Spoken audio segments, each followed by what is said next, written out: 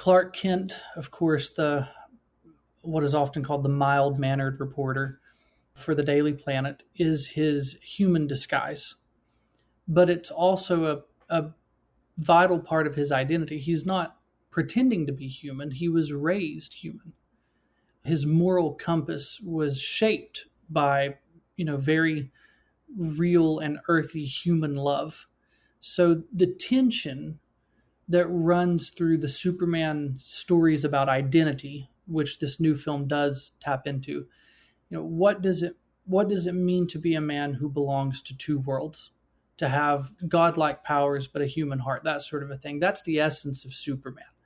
Not power without limits, but power tempered by restraint.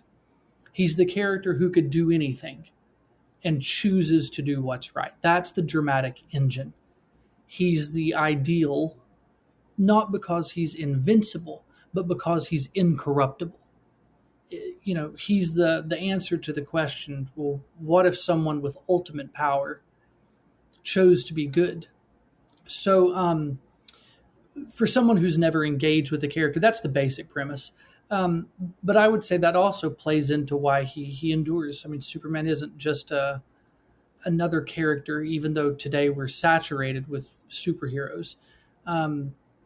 Superman often in his stories is sort of like think of it like maybe a cultural Rorschach test for our view of power and morality and that sort of a thing. Every generation reinterprets it, but the core always sort of remains the same.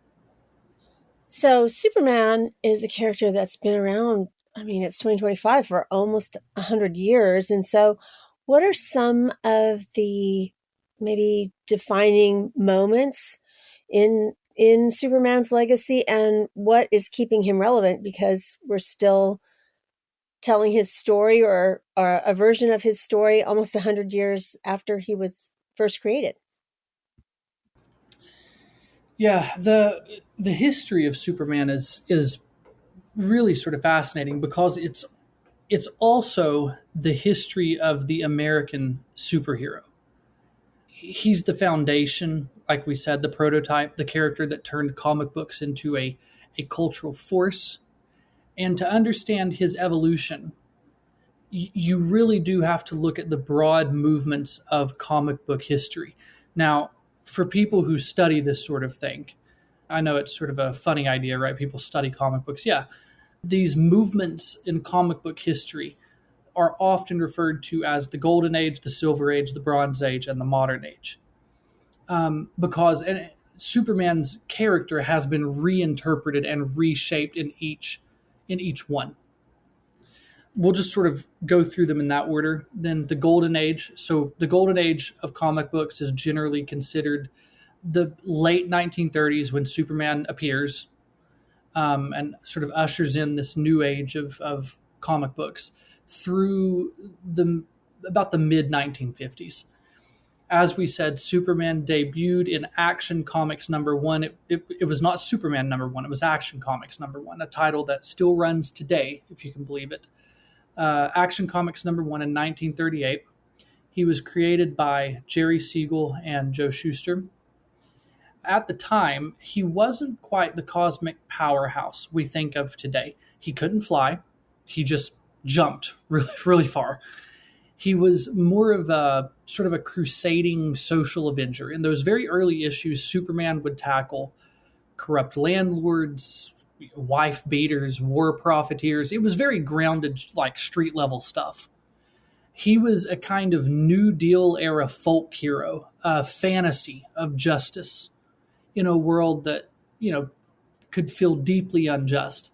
And in many ways, this was his most, I guess to use the word radical, this was his most radical phase. He wasn't fighting aliens yet. He was fighting us, or at least the worst of us. And that grounded focus helped him connect with readers who were trying to survive the Great Depression and World War II. Now, the Silver Age, which has become, there's sort of been in recent years, I would say, a rediscovery of the Silver Age and what it has done. Because this is some of the stuff that was, used to be sort of laughed off as silly, but people have really gone back to that. And I would say that the new Superman film certainly has a great affinity for Silver Age era Superman.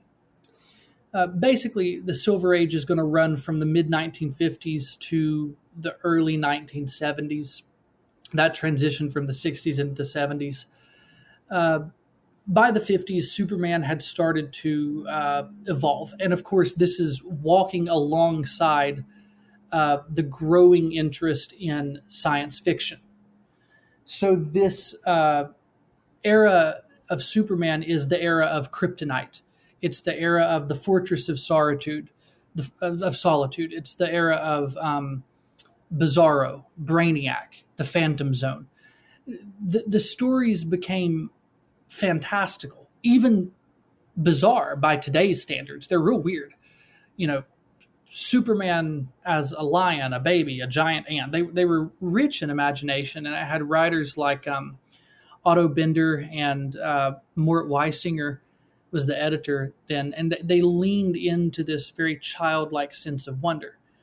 And so Superman became, less of a social crusader and more of this godlike space dad, perfect, moral, even a little remote.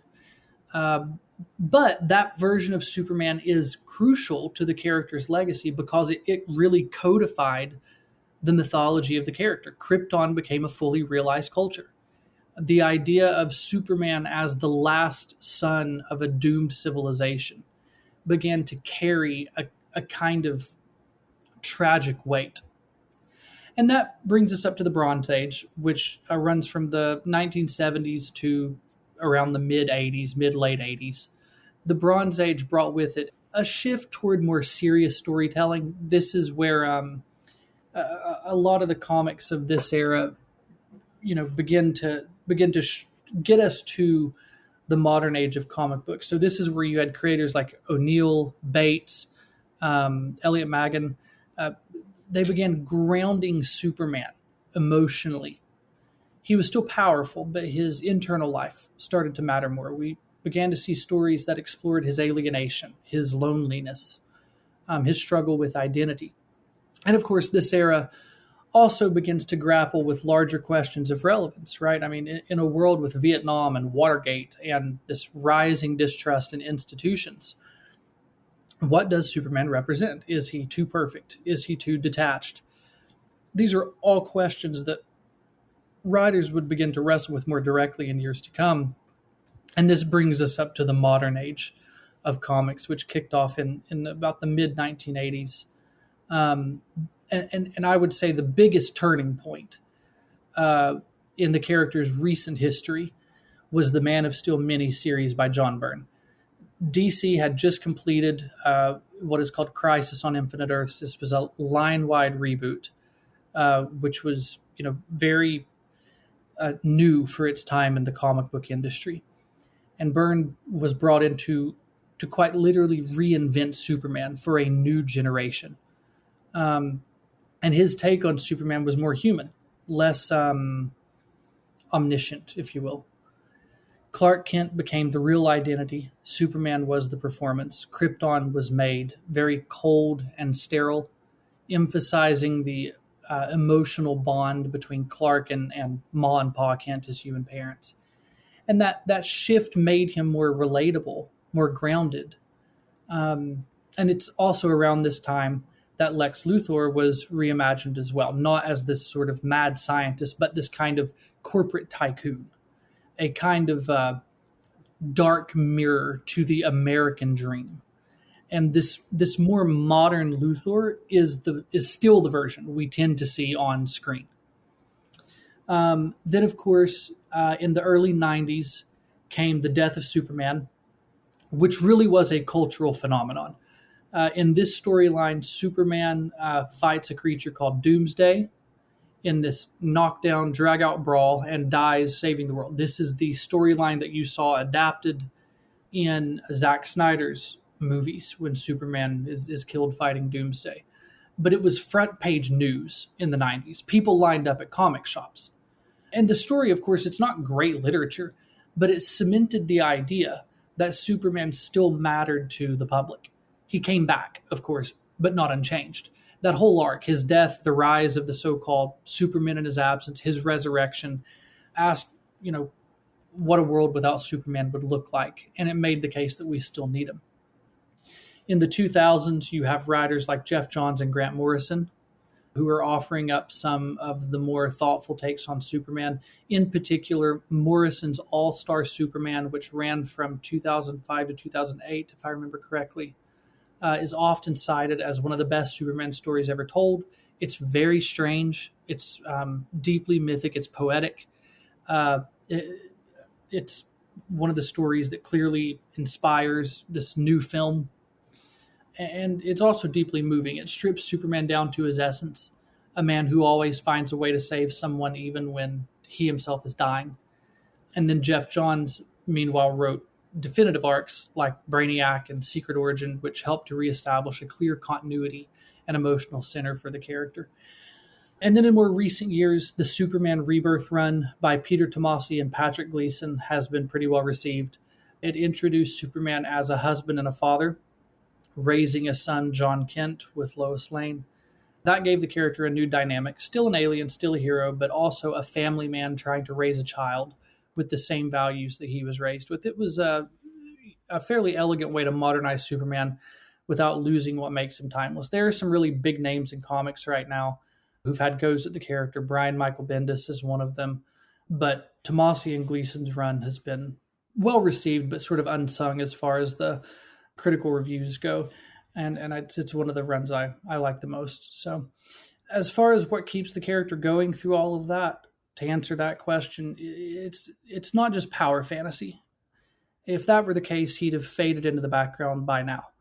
What keeps him going in the public imagination, I think, is largely his restraint, his moral clarity, the idea that someone with all the power in the world would rather serve than rule. That's still compelling to us, especially in an age that is increasingly distrustful of power.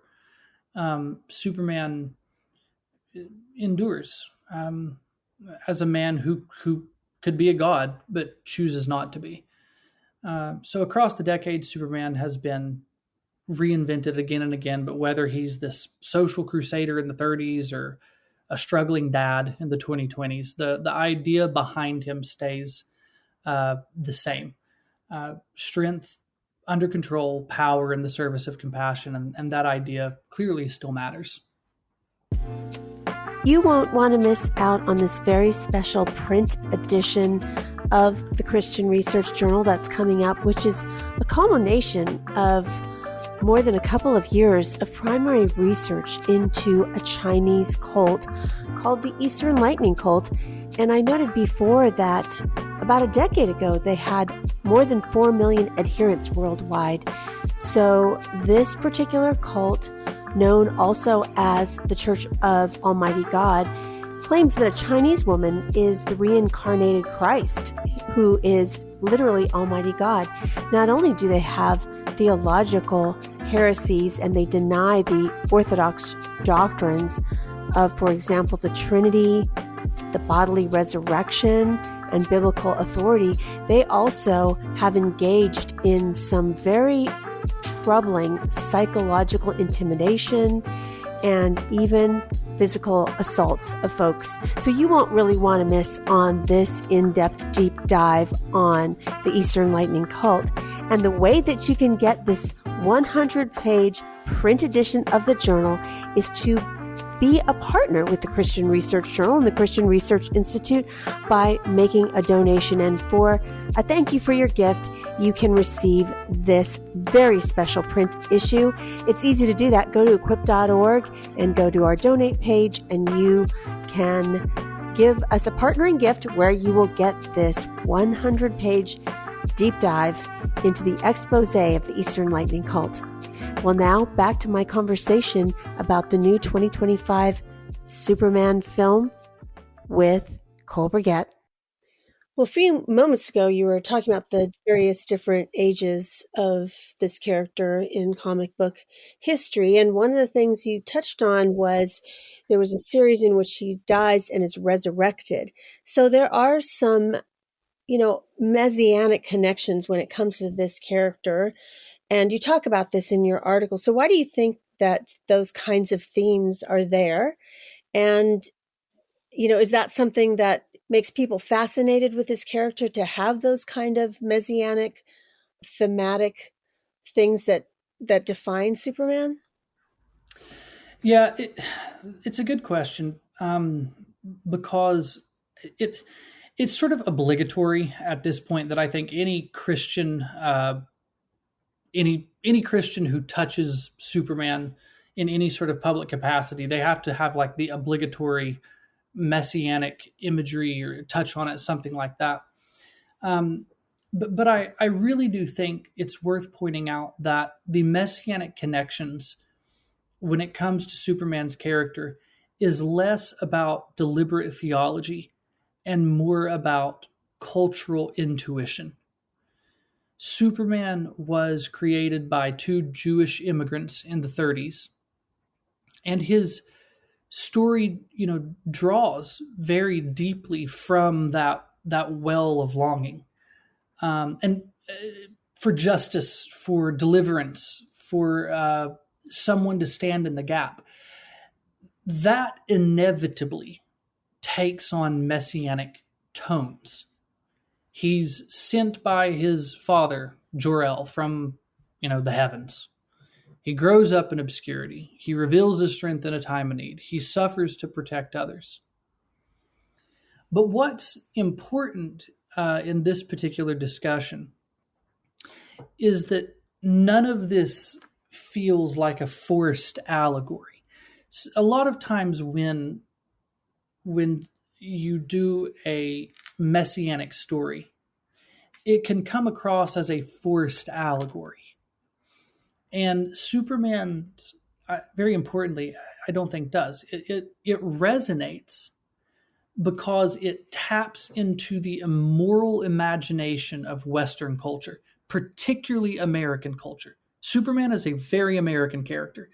And that actually, some reviewers, critics have pointed out that that's probably why the new Superman film is not performing as well internationally as it is domestically, because Superman has always been such a thoroughly American character. And his story taps in to the moral imagination of the West, the moral imagination of America, which has been so profoundly shaped by the Christian story. Do you think it's more American than Batman, where Gotham City is like New York? Yes. And it's because of his earthly parents being in Kansas, being like, common folk? It's a different kind. So the question of Batman and Superman is interesting here. Batman, so I'm actually going to take this back to the proto superheroes for just a second. Batman is the next evolution of a very particular flavor of proto superhero. Batman is the next iteration of a character called the Shadow, of a character like the Phantom. Superman, he pulls from that well, but is going to have more in common with a Doc Savage or something like that. But there's another strand of proto superhero that Batman is the fruition of. Now, why do I say that? Because what Batman is doing, I'm going to say it's a little more metropolitan. The kind of Batman story that Batman inhabits really isn't like the Superman story that Superman inhabits. If you're wanting to talk about it in the strands of, is it more American than Batman? I don't know if it's more American. I would certainly say it's a different flavor of American. I mean, they're both right? American. Yeah. I mean, Batman is this gritty sort of street level, in the city, urban, I guess would be the better way to say it. It's very urban in its storytelling. And, Batman is always stalking, gangsters and stuff like that. Whereas Superman's story, it's just different. So it's a different flavor, I would say. It's a different facet of American mythology. So I was wondering about the film itself. So, I don't really know that much about Superman as a comic book character. And then, of course, seeing the Superman films I was exposed to was the Christopher Reeves version back in the day. And I guess, was that the 80s? And I want to find out more about the film. But first of all, like I always ask you, is this a movie that's appropriate for Christian audiences in particular? Yeah, I think there's nothing spiritually problematic or theologically suspect, about the film. It's not preachy. It doesn't really gesture toward any religious system, and it's not trying to be a sermon in a cape. Now, there are some very, I would say, intentional, political motifs throughout the film, and it sort of is. It's paid off in a very funny line towards the end of the movie about the only thing conservatives and liberals can agree on. But it's not overtly preachy in the sense of, again, gesturing toward any one religious system. But it does do, I would say, what these kinds of stories are very good at, which is it lifts the moral imagination. It presents goodness as admirable. It suggests that self-restraint and compassion are more impressive than domination. And I would say that actually would make it potentially fruitful for conversation, for the Christian to see it and be able to have those conversations with others who see it. I think it's a film that teenagers could very comfortably see. I don't think there's anything in the film that would turn people off from that. Now, if the question is just taste, I think different people will get different mileage out of this movie because it's a very quirky film. But other than that, I mean, yeah, I think it's a film that Christians can see. I'd really like you to unpack the film and what is going on. As I mentioned at the top of this podcast, it's going to be spoiler filled because when I saw it, first of all, I said, I don't know that much about superhero things in general. And I feel like it was dropped into the middle of this action.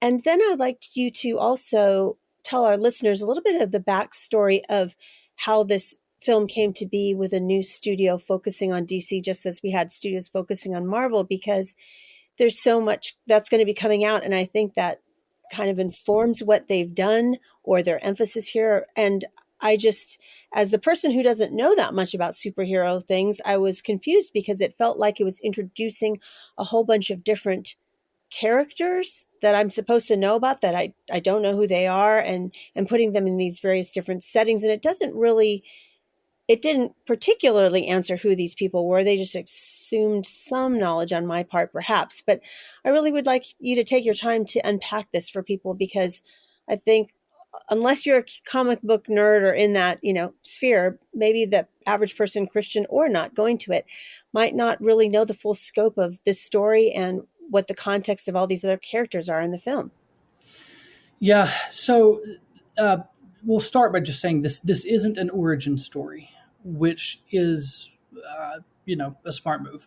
Superman already exists in this world being the world that Gunn is creating for this new era of DC films, which we'll talk about in just a minute. Anyway, Superman is established. People know who he is. But he's still figuring out how to be both Superman and Clark Kent, how to belong to two worlds and serve both. The broader story involves Lex Luthor, played by Nicholas Hoult, as this very powerful tech mogul with deeply cynical views about humanity and power. There are threats to the world, of course, but the real drama of this story is centered on Superman's character.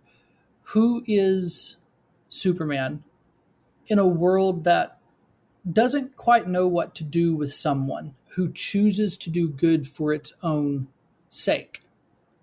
That's the tension that Gunn explores. And it sort of gives the film a surprising amount of depth. I said before that, and I think I may have put this in the review, that it's sort of the most sincere film that Gunn has made, because it's not a story that's interested in power levels. So many people try to make Superman's story about that, and it sort of tries to mine drama from that sort of a thing. And this movie sort of establishes at the outset, Superman is the most powerful metahuman on the planet. That's it. It's stated right there at the beginning. It takes care of that. And it's more interested in what he chooses to do. He chooses to do good for its own sake. And that sort of throws the world, because it's a very, I would say, a lot of people would characterize the times in which we live as cynical. And there's some truth to that. I would say there's a lot of truth to that. And Superman is not a cynical character. He looks very naive to the rest of the world. And it mines a lot of its dramatic tension from that. Now, as far as these other characters that you've mentioned, this is what's maybe unique about Gunn's approach to this is, he has built a sort of fully fleshed out world behind the scenes. And this is just viewers, not their first. I guess the first would technically be Creature Commandos, which is a TV show on HBO Max. But this is the first, widely publicized film for popular audiences. This is their first introduction to that world that he's building. And that comes as a result of James Gunn and his producing partner, Peter Safran. And is it because he was so successful with the Guardians Marvel films? That was part of it. He also did a film for DC before he and Safran were brought on board. He did the film The Suicide Squad, not David Ayer's Suicide Squad, but The Suicide Squad, I think in 2021. James Gunn did that movie, and it was a hit. I mean, the critics liked it, people liked it. It's very different. It's sort of James Gunn unhinged. It's actually very vulgar and crass and all of that. And that again, that's sort of what makes Superman as a movie even more interesting, at least to me, because it's Gunn restrained. We've seen what James Gunn and a rated R movie looks like. We've seen what James Gunn without with the shackles off. We've seen what he does, and this is James Gunn restrained, holding back, telling a different kind of story. And I think that's important. Gunn has sort of built his career, Guardians of the Galaxy, the Suicide Squad. He's built his career in this superhero world, telling these stories about losers and misfits and these out of sorts people who don't belong. And here, with this story, he's given the most recognizable superhero of all. If there is one character that belongs in the discussion of superheroes, it is Superman. And so the story that he tells is different from what he is usually telling. And, this movie is sort of pulling double duty. It's a Superman film. But as I said, it's also the introduction to the broader DC universe, or what's being called the DC universe. And again, that's something that Gunn is spearheading. So Gunn is co-chairman and co-CEO of DC Studios. And under DC Studios, he co-produces and executive produces every film and television series under the DC Universe media franchise. And the DC Universe was sort of conceived as a kind of a reboot, if you will, of the what used to be called the DC EU, the DC Extended Universe. The DC Extended Universe, of course, is the spate of films that began with Man of Steel back in 2013 under Zack Snyder.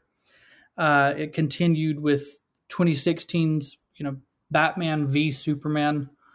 And there were, I think, something like 12 or 13 other movies that came out in that time that all sort of shared continuity with what was going on in the DCEU. So the Wonder Woman movies, Justice League, Aquaman, those films, the Shazam movies, those were all part of the DCEU. Even James Gunn's The Suicide Squad was part of the DCEU. But then once he was brought in to sort of spearhead DC Studios and reconfigure everything, all of that has sort of changed. And it's sort of obvious to see, Henry Cavill is no longer Superman. It's now David Corenswet. And even though Matt Reeves is doing his Batman stuff, that is separate from the Batman that will be introduced to the DCU and stuff like that. So that's sort of why there is a very wonky in the last, 10 years, we've had Superman movies, but they're different kinds of Superman movies, and it's a different actor. And now we've got this one, and it's a completely new sort of thing that's creating a new world that's fully realized, and audiences are just sort of coming into it. To describe it the way that one of my filmmaker friends did who saw it, he said, "This is the first time I've really seen a movie start with an opening crawl since Star Wars," and we laughed about that. But he's right. There's sort of there's a need to introduce the world that has been established in this film for audiences. And so when this movie begins, there's a little bit of a crawl, this, these words that appear on the screen that orient you to this version of the world that Gunn has created. And it's not, it's very much comic booky in this way, in that the world he has created is, it's like ours, but it's not quite ours. It's different. It's a world with, fantastical technology. It's a world where, these superhero characters called metahumans have been around for several hundred years. So it's very much its own self-contained world that is similar to ours, but is actually quite different, and it requires that sort of introduction for audiences at the beginning. You just use the word comic booky, and also in your article, which, as opposed to like the movies, the exposition we find out about superheroes in all the movies that we've watched, especially if people are into the Marvel series, no matter what character, it's just like it's movie after movie about the same character, like Thor, for example. But in your article, you describe Superman, this particular iteration of it, as a Saturday morning cartoon brought to life. And you just used the word comic booky, which seems more cartoony to me. Can you unpack what sets this film apart from all the other superhero movies that we've seen in recent years, especially in the Marvel universe? Yeah, this is one of the most distinctive aspects of Gunn's Superman, and I can't take singular credit for that. I actually think a lot of reviewers made this connection. They talked about it as if it's a Saturday morning cartoon, and it's one of the things that certainly makes the film stand out. Back, I want to say in June, the link is in the review, in an interview with Entertainment Weekly, Gunn directly cited the Super Friends cartoon. Super Friends was an old cartoon of DC characters that had Superman, Batman, and others in it, that ran from the 70s to the 80s. And he directly cited Super Friends as one of the foundational influences on his vision for the movie. He said, I grew up reading DC and Marvel comics and having worlds and universes of superheroes who were interacting. I grew up watching Super Friends on Saturday mornings. And you really feel that, I think, in the DNA of the film, not in a campy or nostalgic way, but in the spirit of how the world is built. And this, sort of goes to your point about it's there's all these characters and there's all these superheroes and they're all very colorful and they're all interacting in this movie, and that's sort of, I think, what everyone is picking up on when they say, a Saturday morning cartoon feel. It's less about aesthetic. I mean, it looks great. There was a huge budget attached to this movie. It doesn't look like a cartoon in the sense that it looks cheap, but it's more about tone and world building logic.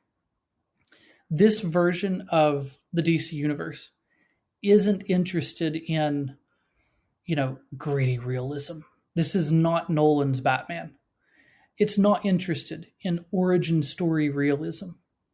It starts from the assumption that superheroes exist and that the audience is okay with that. So you have Green Lantern in this film. You have Hawkgirl in this film. You don't get 3 acts of backstory for each one. They're just there, and it's not a big deal. That's very much how Super Friends operated. You'd turn on the TV, and Superman was flying around with Aquaman and Batman and Wonder Woman, and nobody paused to ask, wait, how does this work? It wasn't about plausibility. It was about possibility in that sense. So James Gunn embraces that logic, that particular kind of logic. A big, colorful world of superpowered beings operating on some understood but unspoken rules. And he does it without irony. That's the key. This isn't a meta, tongue-in-cheek take on superheroes. It's not trying to be The Boys or even Peacemaker, and Peacemaker is a James Gunn show. It's earnest. There's a sincerity here that almost feels a little countercultural to the superhero, to the culture that has grown up around the superhero movies that Gunn himself helped to institute. Especially in a genre that has gotten so self-conscious and self-aware. And that sincerity is part of what makes the film feel almost retro. In the best sense, not in a visual design sense necessarily, but in its clarity, its moral clarity.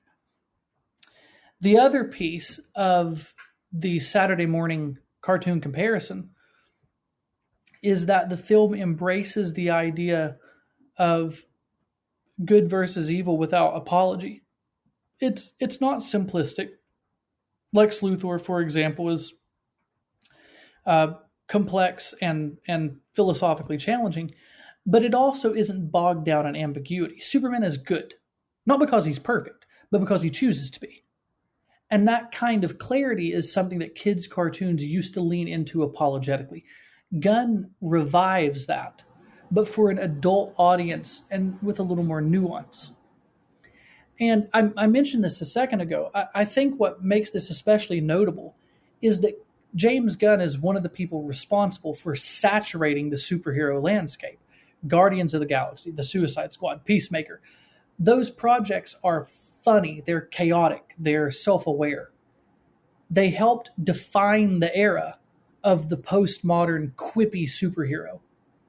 So the fact that he is the one, and he's producer, writer, director of this film. I mean, so of all the big, creative decision makers, that's all 3 in one.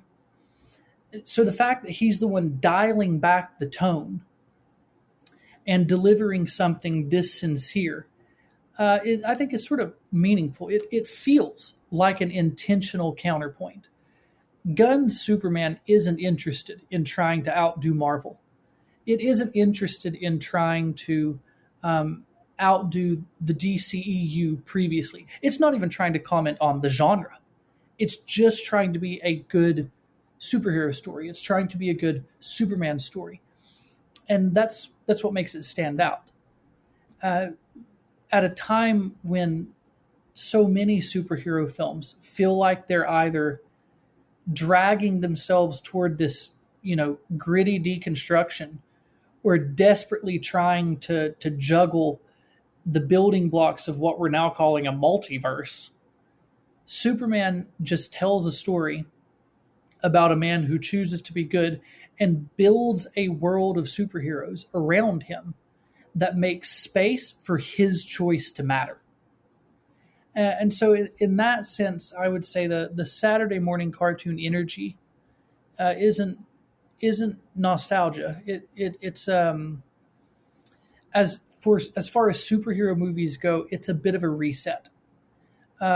It sort of is very happy to remind us what these stories used to be about, and suggest that they can be that again. That's really interesting, that just in its uniqueness in that way, I guess I would say. Now, you started talking about just James Gunn, everything. He's the person all rolled into one, writer, director, producer. Was there any other kind of controversy in the making of this film or bringing the studio to life that was kind of surrounding what's happening now with his studio and DC Reset and all that kind of thing? Sure, yeah. Gunn has a bit of, let's call it, a complicated public persona. Years ago, he was temporarily fired from Marvel's Guardians of the Galaxy over some old tweets that resurfaced. Now these tweets were offensive, and I would say they were clearly meant to be seen as shock humor. At the time, he was affiliated with a studio. If I remember this correctly, at the time that he made those tweets, he was affiliated with a studio that sort of specialized in that sort of, shock offensiveness type thing. He, made the necessary mea culpas and was later reinstated and did the third Guardians of the Galaxy movie. More recently, as he's taken the reins of DC Studios, there's been some pushback from online communities in particular. I mean, everything's pushback from online communities today, but and they're either they distrust his moral views or they dislike the tone of his previous work. And you know what? I would say not liking the tone of his previous work is fair. I enjoyed Superman. I have never been the biggest admirer of James Gunn's work because it is so meta. It is so self-aware. It's so ironic. And I always found that to be quite eye-roll inducing, right? I always sort of interpreted that, and I usually interpret work like that to be and maybe this is me being a little harsh, but this is just how I see it because we're so saturated with it today. I see it as a very lazy excuse to tell a good story. Well, he's being accused of being preachy in this film. Would you say that those accusations are correct, or people are missing the mark on what the film? Well, I think that it's part of this conversation of his approach to tone and things like that.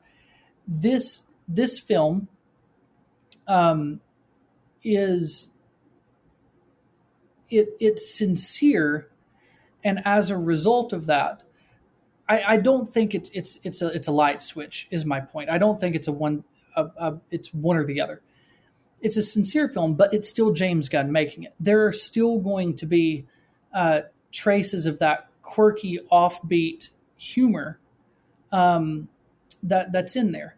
And one of the big things that has come out about this film, and this is the whole, where they say that this might be a little preachy with the political issues, is before the movie came out, Gunn made some comments to a reviewer about how, Superman is an immigrant.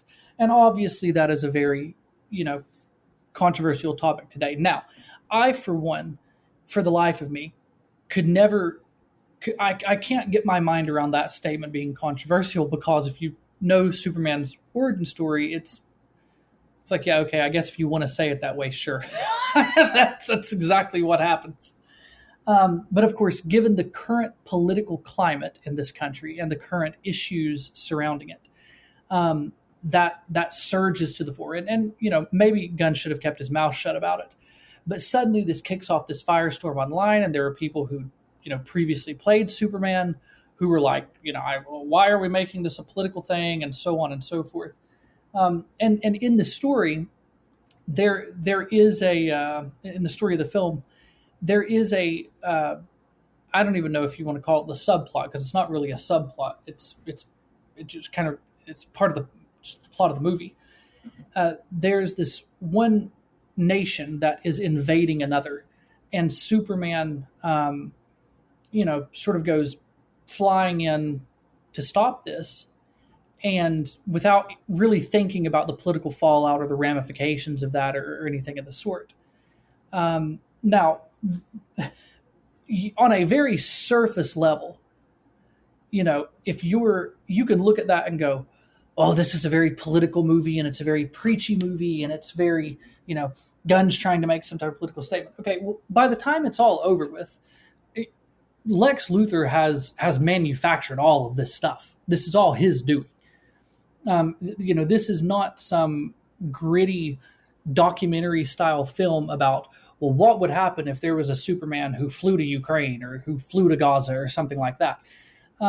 It certainly draws from real world happenings, but it doesn't necessarily. I didn't watch the movie and go, I feel as though I am being preached at. If there's anything that is preachy in the movie, it is Superman's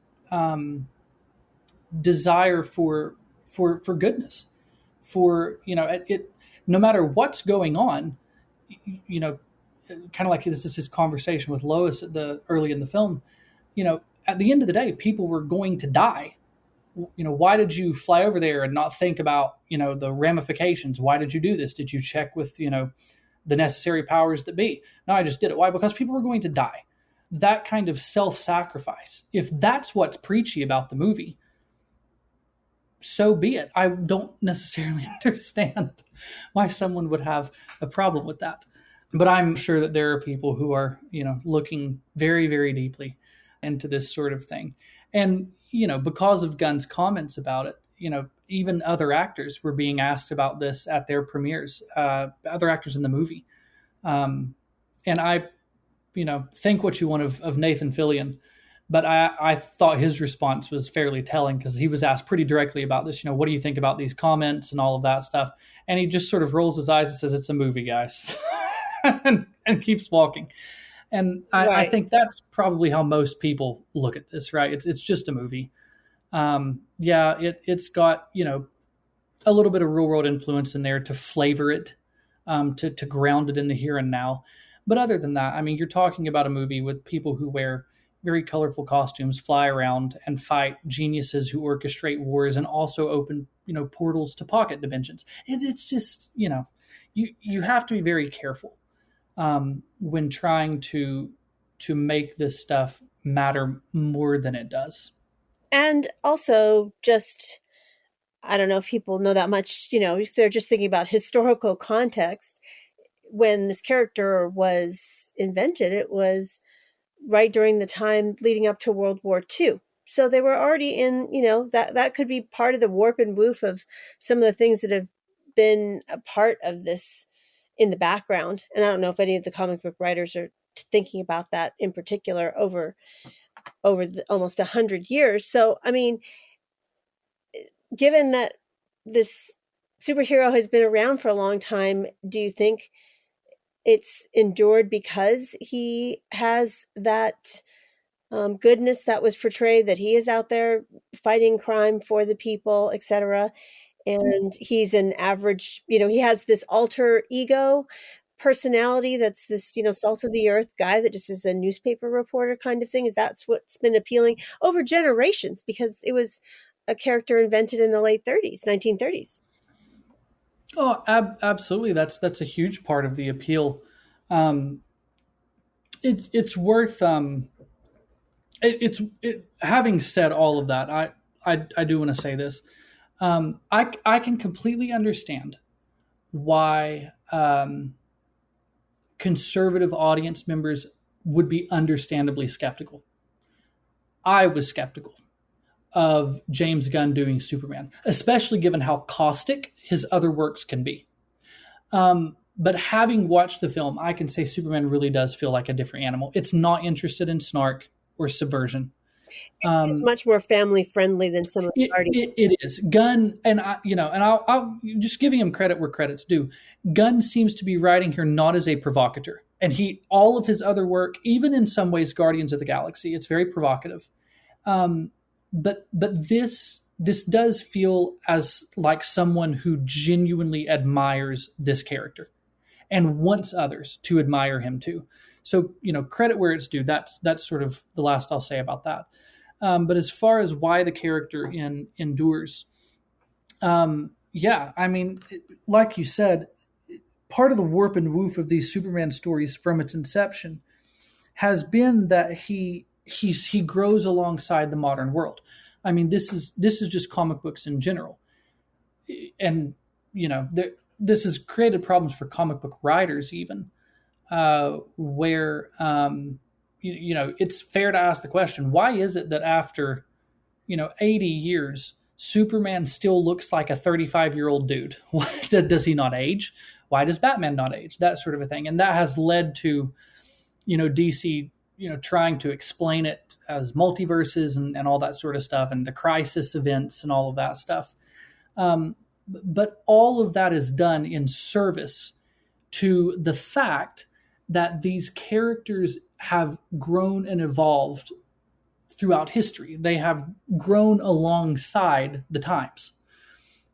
It's very like James Bond in the cinema landscape, where every Bond film is set in the time that it's made. When Roger Moore takes over for Sean Connery, it's not a reboot. It's not a relaunch. It's not a reset. It's just the new Bond. And comic books are very, very much sort of the same way. When a new creative team comes on, and continuity is it's something that we've only recently become obsessed with.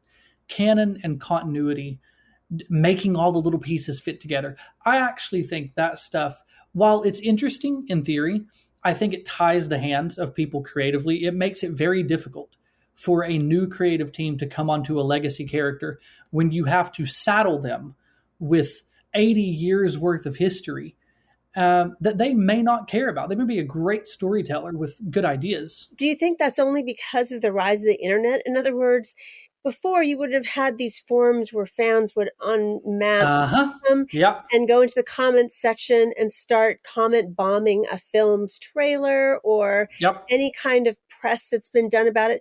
There was nothing to have that before, where it's this appeasement of every single fan podcast out there with huge reach, etc. Yep, you're exactly right. The rise of the internet and has changed the landscape, and I would say this doesn't just apply to comic books. It applies to any entertainment medium, film or anything like that. Any type of what is today called IP, intellectual property, that'd be Superman, Batman, anything like that. Any type of IP today comes with a built-in audience. That's why these stories keep getting remade, because they're safe bets. It's not a new thing where you have to go find an audience for this character. You have to go find an audience for this story. You make a Superman movie, people are going to turn up. Even if it flops and gets horrible reviews, you're still going to make a lot of money at it because people know who Superman is and they want to go see a new Superman movie. That being said, there is a much greater pressure now on creatives to appease many people. I think you can actually see this in the I want to be careful how I characterize this, because Ryan Johnson just gave an interview where he talked about this quite a bit. You can sort of see the the desire to appease different parts of a broad fan base with the recent Star Wars films, which many people have criticized, and whether or not it's fair or not, it's a different story. But many people have criticized as being very herky-jerky and wishy-washy in what it set out to do. And a lot of people attribute that to, fan backlash, that sort of a thing. And so there is that pressure on creatives to do this. But as for why Superman in particular endures beyond all of that, to your point, it's not that he's just relatable, but he's also something aspirational. We sort of live in a time that likes to flatten our heroes into reflections of our flaws because we think that makes them relatable. If you give us a flawed hero, we are supposed to find that relatable and therefore like him more. And so in this time that flattens our heroes, Superman still points upward. He doesn't mirror our brokenness back to us. Instead, he gives us a picture of what we might become if we learn to use, strength with mercy. That idea never really goes out of style. And this is actually that concept is worth pointing out. I remember we've talked before, I'm a very big James Bond fan, and in many ways, Bond was sort of my childhood hero type thing, for better, for worse. But I grew up on the Bond films and comic books like this. But Bond was sort of the cinematic shadow, if you will. And Barbara Broccoli, who used to be the person who ran the Bond movies alongside Michael Wilson, she once said, she was asked about Bond's appeal, and she once said in an interview, heroism will never go out of style. That is why Bond will never go away. There will always be a new Bond. There will always be a new Bond movie. Even when it looks like there's a lull or whatever, Bond will always come back.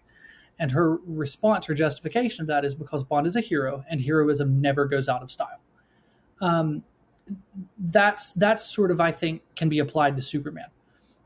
That idea, the hero, never really goes out of style. Even if it feels countercultural now, maybe especially because it does, people still want to believe that goodness can be strong, that power can be restrained. I mean, don't they even say in the movie that, maybe today, if you really want to be, quote unquote punk rock, it's treated as a sort of a little gag in the movie, this punk rock idea. But, be kindness. Kindness is real punk rock. And that can sound so sentimental, but it's delivered in the film in not a very sentimental way. That's what makes this kind of story difficult to tell. And that's what makes, a Superman story difficult to tell. People are always complaining. I mean, I feel like all of my comic book friends are always complaining that no one can tell a Superman story. Superman just isn't compelling. He's not that interesting. Well, I don't know that he's not interesting. I just think it's difficult to tell a Superman story well, because the subject matter of goodness makes it so easy to slip into sentimentality. And what you really have to do, and I think there are serious theological connections to this. What you really have to do is make goodness appealing and not sentimental. Goodness really is the harder choice. To wake up in the morning and to not give in to that cynical part of you, if you want to put it in theological terms, to get up in the morning and think about someone else other than yourself is actually the more difficult thing to do. But that's not what our culture is doing. I mean, our culture, I'll point everybody back to, especially Star Wars fans, since he mentioned Star Wars and Rian Johnson, I'm going to point everyone back to the review that Cole did recently on the Andor series. It's like, it's got so many just accolades for its grittiness, for the grind of just trying to be against the Empire.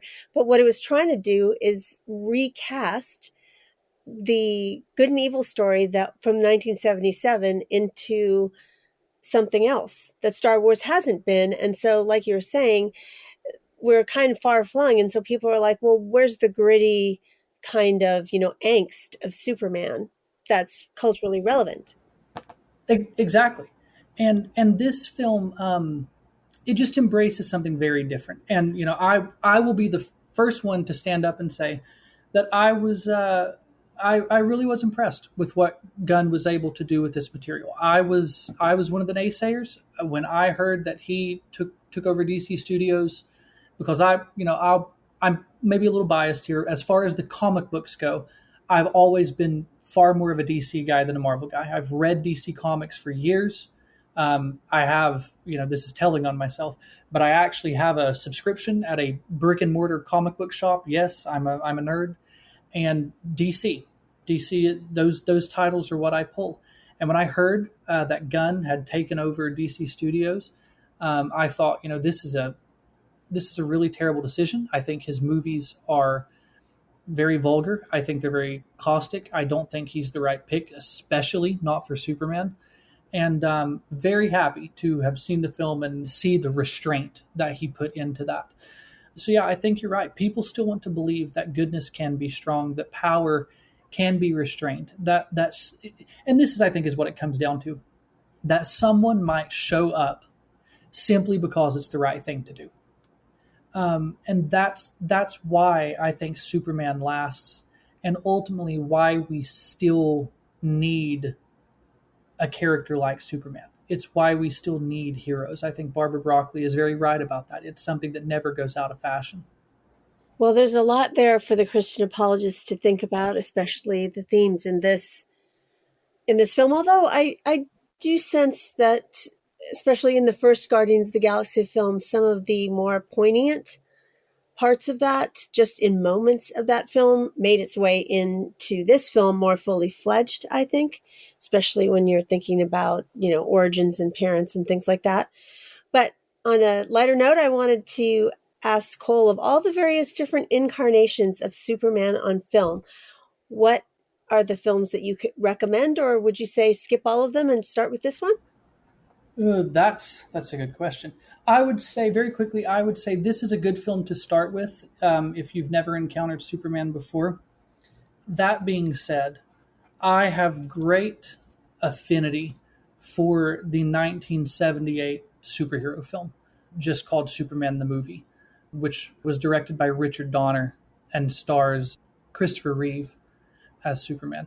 If you've never seen that film, because it was such an important film in terms of movie history, if you have never seen the 1978 Superman, I would say that's definitely one to check out. You could check out that one, and then, of course, this one. Well, thanks, Cole, for being a guest again on the Postmodern Realities podcast. Always a pleasure. Thank you. You've been listening to episode 455 of the Postmodern Realities podcast. Today's guest was Cole Burgett, and we were talking about the new film, Superman. Cole has written a film review for the Christian Research Journal. His review is called Up, Up and Away Again, a review of Superman, and you can read it for free without a paywall at 𝗦𝘂𝗽𝗿𝗺𝗺. You won't want to miss out on subscribing to the other podcasts from the Christian Research Institute. We have the Bible Answer Man podcast, which is published Monday through Friday with the best of the week on Saturday. It's hosted by CRI President Hank Hanegraaff and is available wherever you get your favorite podcasts. In addition, Hank has a podcast called Hank Unplugged. Hank takes you out of the studio and into his study to engage in free-flowing, essential Christian conversations on critical issues with some of the most interesting, informative, and inspirational people on the planet. And you won't want to miss out on the brand new podcast from the Christian Research Journal. Christian Research Journal Reads presents audio versions of Christian Research Journal articles. It was a print incarnation of almost 45 years. It's now on the web, as you know, with new articles every single week. So you won't want to miss these audio articles of some of our most popular and most accessed articles on our website, 𝗦𝘂𝗽𝗿𝗺𝗺𝗭.org.